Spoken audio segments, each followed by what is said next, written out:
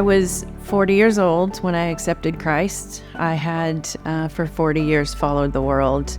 I did everything the world says we're supposed to do. Got an education, focused on my career, got married, and had one child. But it all changed overnight. Filed for divorce on Monday and lost my job on Friday. Everything I had built came crashing down. My yoga instructor, actually, was the one that recommended divorce care. I just ran right in, put my kid in childcare, and sat in the class. And I'll never forget that day because I was like, uh-oh, this is a Bible class. I didn't know that's what it was.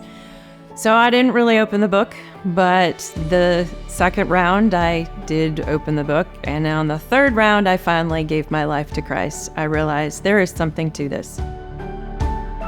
In our job was extremely stressful.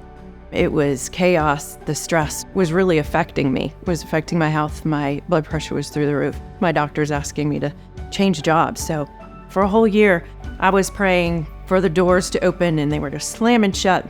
I could tell one day that Michelle, she was fairly new. She'd only been with a company for a few months. She was struggling. So just out of whim, I just said, let's go for a walk. And at first the conversation was very just superficial. And then I felt the Lord share your testimony. So I started sharing my testimony and my struggles and just was very open about how the Lord was working in my life, or has worked and still works, and how he's shaping me still, even after 13 years. We happened to be in the apologetic series at the exact same time. So she was like, well, how do you know the Bible is real? Well, here you go. We just studied this. And all her questions, I felt like just a conduit. And in that moment, I stopped asking everybody to pray for me for a new job and had them praying for her.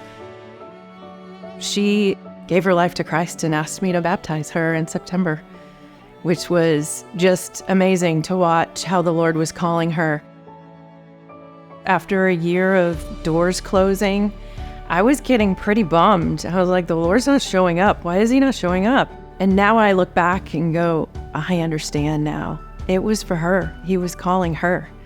And it was all worth it. To be in the baptismal and baptize her that day, may all the glory go to God.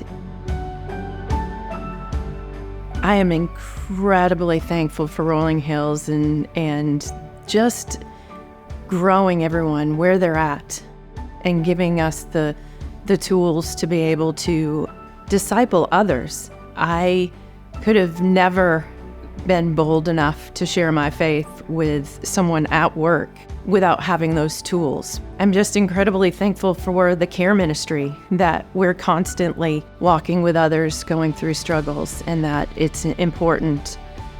Jesus is the healer and the comforter. He is close.